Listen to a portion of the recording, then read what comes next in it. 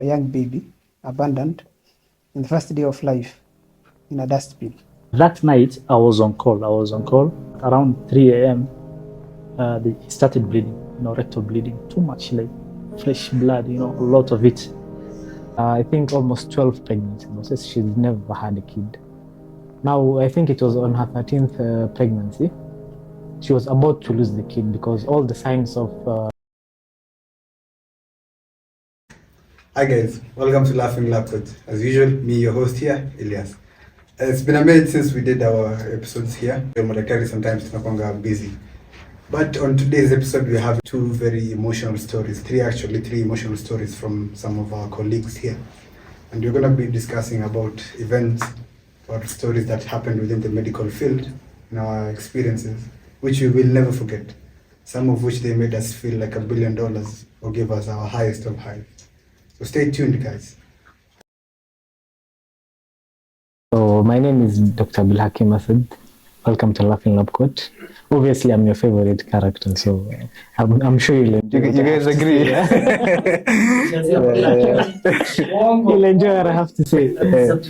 So as the usual, like, comment, subscribe, and share with other people so that we spread the laugh. From what you've asked, there was an instance that I will never forget in my whole life. And that happened while I was in Nakuru Level 5 Hospital. We were taking care of a pregnant mother. She had a history of multiple pregnancy losses. So it was about, I think, almost 12 pregnancy losses. She's never had a kid. Now, I think it was on her 13th pregnancy. She was about to lose the kid because all the signs of impending pregnancy loss were there. She was bleeding. Her cervix was partly open, and since she was in the second trimester, that's about 16, 17 weeks around there. What she needed at the time was a procedure called the McDonald stitch, whereby we stitch the cervix so that it holds throughout the pregnancy, and up to the time of delivery, the stitch is removed and the mother can safely deliver. Now, the procedure was a surgical procedure, and I think because of the multiple pregnancy losses, the family, even the husband of that lady, believed that she will not even deliver in this instance. So she didn't have any family support whatsoever. She came alone? She came alone actually to the hospital. She didn't have any family visiting her for I think 3 days. Then as I was talking to the lady, she got so emotional that I don't know, something inside me I think I can't call it a maternal instinct. Let's just call it a paternal instinct who wanted to help her. Now, I paid for her surgical procedure. She did the surgical procedure, and that's how I forgot about her. She was discharged. Now, when I was doing my pediatric rotations, that is in the newborn unit, I had someone call me from behind. And I didn't know her at first, but when she explained herself, I remembered, kumbe, it was that lady that I once helped. Now, she was so happy to see me, and she told me, you know what, I delivered that pregnancy, she got kids. Now, the awesome thing was she didn't have only one kid, she had twins. And it was really a happy time for me. And I think that's one instance that I cannot forget in my career. Funnily enough, at that time when she was in the newborn unit and she had the twins, all the family members came. I even actually saw even her husband come. The guy came. Yeah, finally the guy came, and I think everything worked out in the end for her. That's my story. Specifically, why does that story stick with you? That story stick with me because I think I related to it somehow. Whereby personally I had some family member close to me who had similar issues and lost multiple pregnancies, and it was very hard for them to have a baby, and I think I resonated enough. Funnily enough, the psychology thing I was reading about, it's called transference and counter-transference. You guys should Google it. So I think counter-transference is what happened to me, whereby the doctor projects his feelings to the patient and starts relating with the condition of the patient just because it's happening back at home, you know. So that's happened to me, and I think that's why it sticks with me then, and it still sticks with me up to now. That was very generous of you, and showed the level of humility you had as a doctor and as a human being. Kudos, Dr. I hope God repays you, man. That's the ultimate goal. Yeah. Thank you for your words, you are sharing with us today. Assalamu alaikum warahmatullahi wabarakatuh. My name is Dr. Abdulhakim Issa, alias Ibn Issa Al-Fawzani, aka Malcolm X.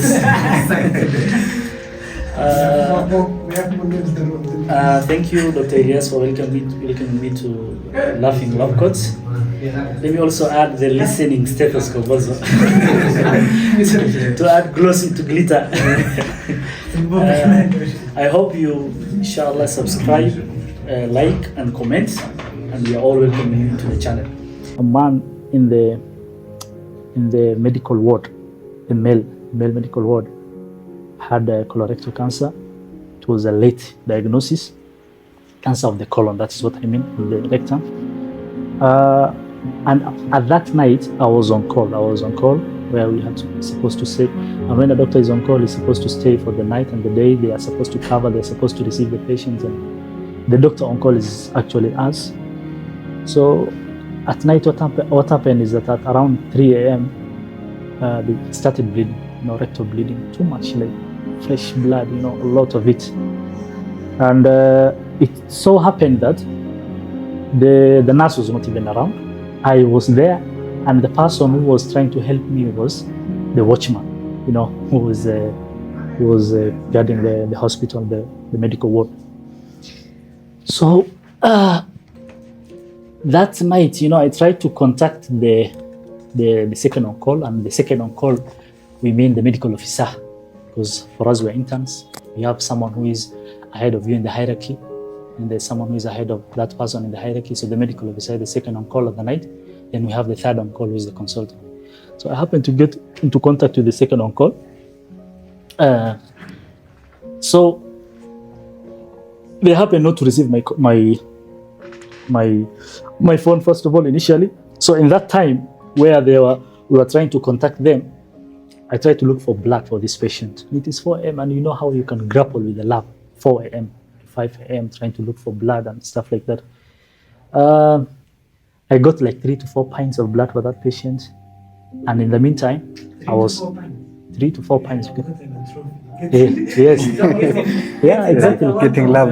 Actually, it was 5 pints and also FFP, the fresh frozen plasma. Fresh frozen plasma is the one that helps at least the clotting and conversion of the blood. It's not easy. It's not easy. And at that time of 4 a.m. in the lab, from the lab, forget about 4 a.m. During the day, you can't even get 2 pints or 1 pint, the proper stuff. So I was lucky enough. It was the most emergency case at that time. So, and I was asking the watchman, that time now the watchman is part of the team now to try to help this patient because you don't have the nurse. The nurse is asleep. Eventually she woke up. Actually, it was a he. I don't remember exactly the name. He woke up. He came. We connected the machines and did everything. And I asked them to pressure pack and try to stop the bleeding and do this and that. Give tranexamic acid to stop that. We gave 5 pints of blood. Gave the FFPs. And at around 6 a.m., you can now see the patient has gone into hypovolemic shock because of this. So too much bleeding. A lot of that. And we were sitting there and we were like, there's no pulse, there's nothing like that. Started resuscitating, doing the CPR and stuff like that. And you look into the faces of the people who are there trying to help you, the watchman, the nurse, another person there, another medical officer intern who was in surgery at the time. And it's like kind of despair. They were giving up, and but I was like, no, you should continue doing the resuscitation. We contacted the ICU. The ICU accepted eventually that the patient was supposed to be brought there, but he stopped bleeding. The rectal bleeding stopped. The patient in the morning, this story will stick with me because in the morning, I left the hospital at around 8. I went there. I even prayed Fajr at that time. I came back after 30 minutes, and the patient was actually okay. He was doing very well. And what I will never forget in that instance, about that story, is that immediately I came back into the ward. Patient was able to stand up and he hugged me. You know, that is something you can't. You know, it will stick with you. He hugged me and said, "Daktari, umenisaidia, you saved my life. I will never ever forget you." And eventually we referred the patient to Kenyatta, and of course for the chemotherapy and whatever else they could do for him. But at the moment, the instance and whatever that was happening to that patient, we were able to help that patient, and I think that is one story that will stick with me. Oh, that's very beautiful, Dr. Yeah. Thank you for sharing that with us. That was very emotional as well. You can see Dr. Abdulaziz here almost cried. Yeah, of course. Very Yeah. emotional. Thank you so much. It is the profession, by the way. Yeah, may God bless you for that. Thank you so much. This is Dr. Mohamed on your favorite channel, The Laughing Lab Coat. Don't forget to subscribe, like, and share, and comment.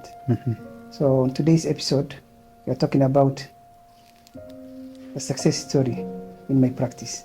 The one that I can't forget, instances of where I felt $1 billion. Yep. Yes.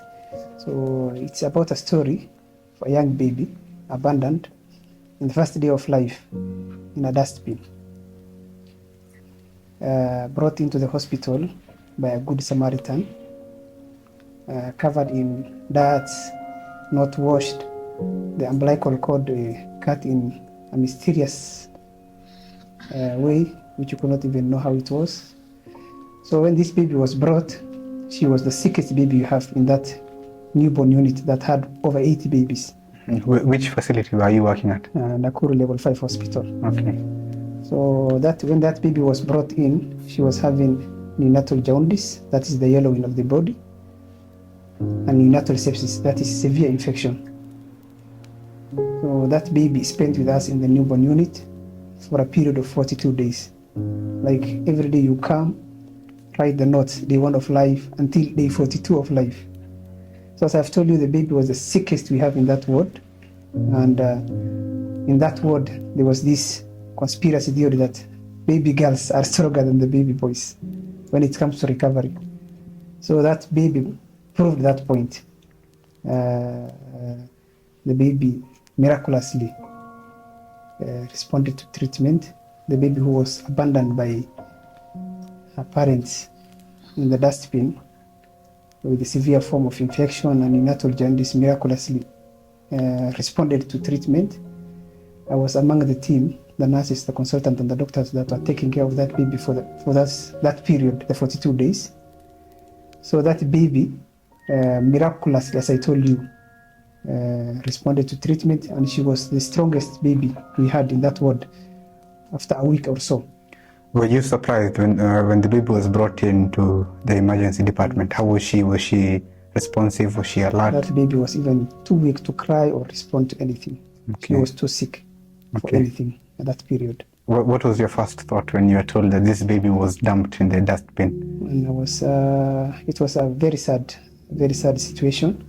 First of all, you feel for the baby who was abandoned by people who were supposed to take care of her. And secondly, you have the obstacle, you feel like this baby is too sick. How will you even deal with her? And the prognosis, like as a doctor, you feel like this prognosis of the baby is very poor. By prognosis, you mean her potential outcome? Potential outcome and how she will respond to treatment. So that's why this baby was attached to that whole ward. She became a member of that family. We named her Barbara. Okay. Who named her Barbara? One of the nurses, I'm not sure who it was, but one of the nurses. Yeah. There was also someone who was involved in the management of that baby, Dr. Apima. Dr. Abel Apima, yes. Yeah, kudos to Dr. He was the main character. Yeah, we will share a photo of you with the baby. I think you still have the photo. We had a photo of that baby with me. That is one of the stories that I can never forget. Particularly, why did that specific case stand out? I know you've had many cases in your experience. That case, that scenario stand out because of how the baby, the fate of the baby was was sealed. Like that baby was abandoned by her parents in the dustbin, brought to us. We made a difference, of course, by the grace of God. The difference we made, we have seen the outcome. And that baby, healthy and chubby, taken out of that ward to a children's home. Yes. Within the 42 days, how was her progress? Was she like responding well, or did you have episodes where she was deteriorating? That baby was actually treated her for the first 2 weeks. The other days she was just there, enjoying the meals, being followed up by the social workers. Yeah. Yes. But one thing, every morning we come, greet, and then continue with our daily activities. Among the killers of neonates or children who are newborns, yes, is hypothermia, hypoglycemia, and hypoxia. That baby, was she well covered when she was coming? No, she was not well covered. She was just abandoned in the dustbin. That's why it was raining, and you know how cold Nakuru is. Yeah. Yes, that's why that baby was the strongest baby I've ever, the strongest patient I can say I've ever come across. Yeah, a baby. It was, what do you remember the season? Was it like in the cold times? Yeah, around June, July. And it was raining. Yes. And she somehow managed to survive. She managed to survive. I think you guys, by naming her Barbara, that was like injustice to her. She's a survivor. Strong girl. Yeah, she's a strong girl. Yes, strong girl, yes. That was it, Dr. Ari. Thank you so much for that. I hope God rewards you for your selflessness and effort. Thank you, Doctor.